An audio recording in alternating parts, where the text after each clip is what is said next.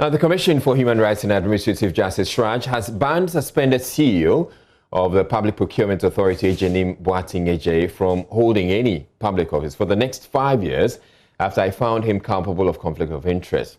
The ban follows investigations by the Commission into revelations in the Contract for Sale documentary produced by Manasseh Azure-Awene. CHRAJ concluded after its investigations that the CEO used his office to acquire public contracts for his private firm, Talent Discovery Limited, which the company subsequently sold to other companies. Here is an excerpt of that documentary. Say, BIJ, do you know of a company called Talent Discovery Limited? I do. Is it your company? No.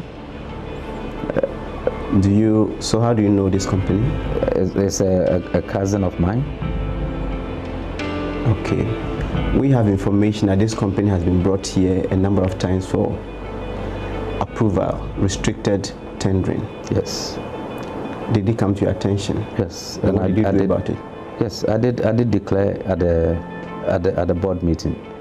You have evidence to show? Yeah. Today? No, it's there. It's in our minutes.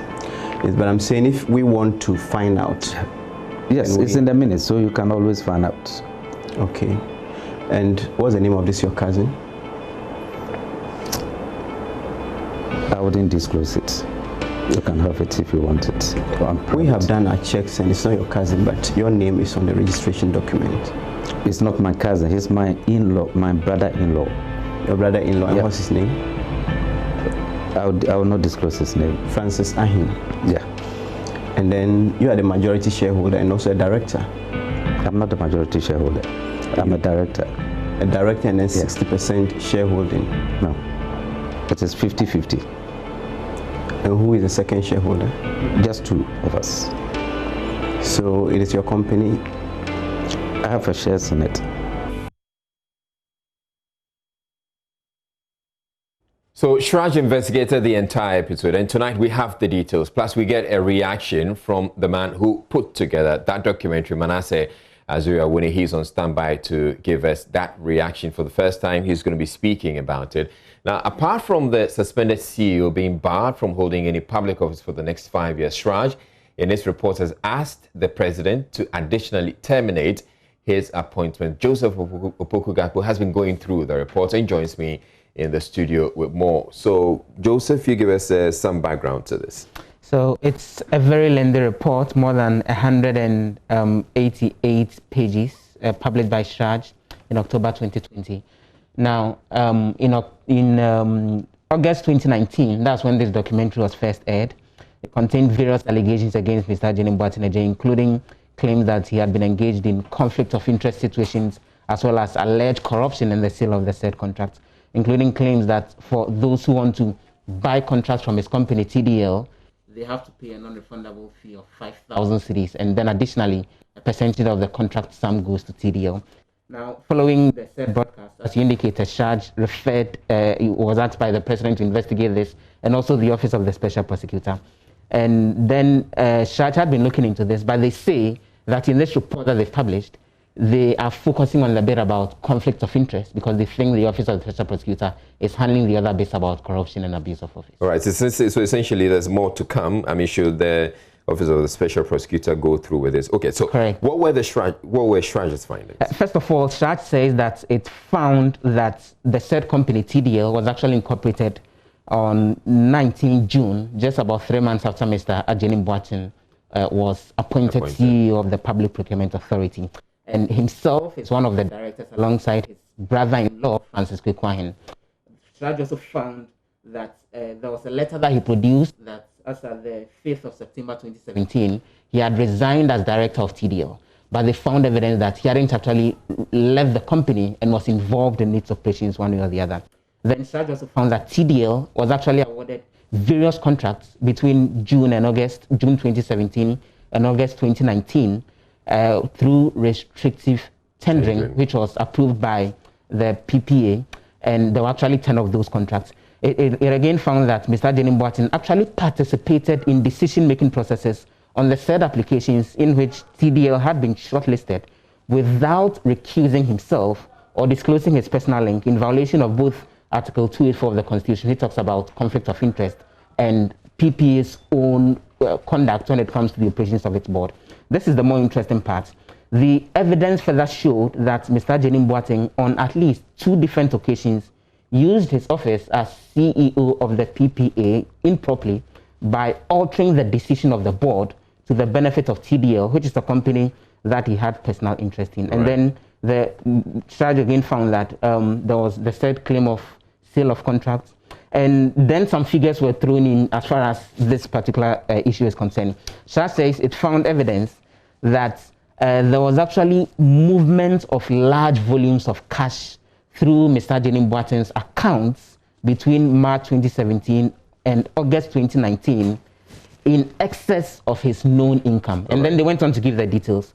So, for example, there was an amount of $516,000 that went through his Stanbic Bank account. $516,000 through his Stanbic Bank account. Again, through Stanbic Bank, there was an amount of 3.83 million Ghana cedis that went through that account. And there was another 54,500 euros that went through another Stanbic account.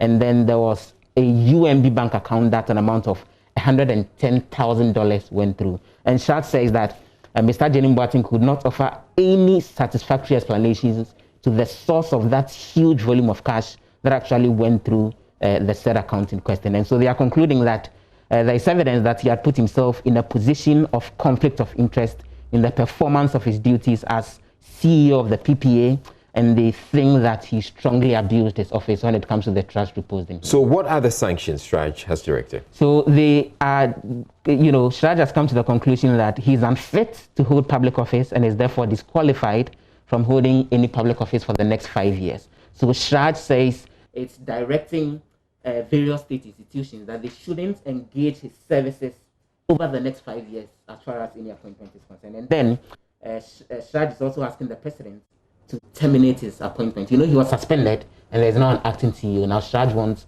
that appointment terminated completely. All right, thank you very much, Joseph Opoku-Gakpo. But it was only yesterday, Thursday, at the Ba Redu Memorial Lectures that Manasseh Azuria, one investigative journalist, he was speaking there, and he indicated that indeed the suspended CEO of the Public Procurement Authority was still drawing a salary.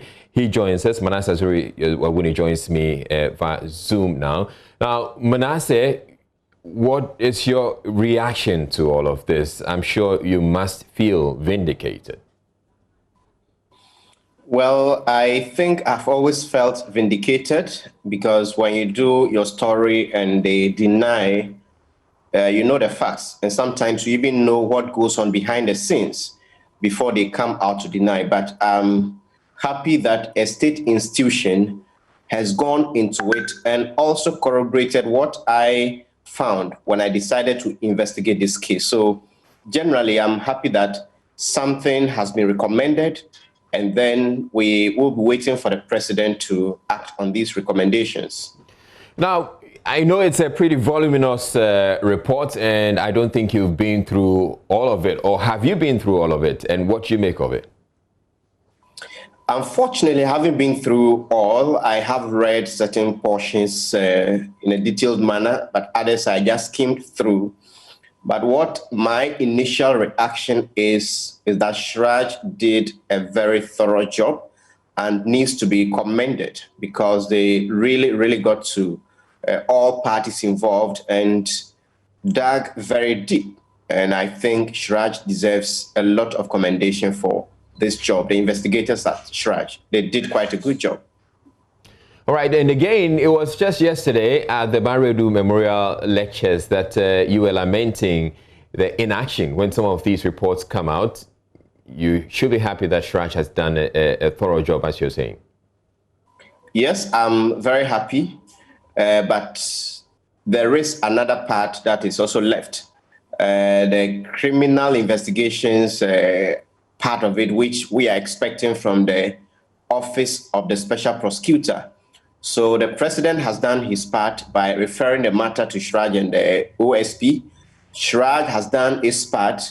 We're now waiting for Martin Amidu to come out with his report, because this has been very long, and I heard somewhere that he had some evidence that is even more damning than what CHRAJ has presented. So we will be waiting to see what Martin Amidu arrives at and whether or not he's even done some work on this. So we should also be finding out from his office, because that office is there to serve the public or the people of Ghana.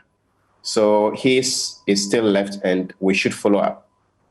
All right, thank you very much, Manasseh Azure-Awuni. There's a lot more we can talk about this particular report, but we do not have the time right now. But certainly we'll come back to that conversation. But thank you very much, and a great job done there. That was investigative journalist Manasseh Azure-Awuni who put together that documentary, Contracts for Sale documentary. And thank you very much, Joseph Opoku-Gakpo, for taking us through it. The findings have been published at MyJoy Online, so you can get online and get to read a bit more about that. We're watching Joynews.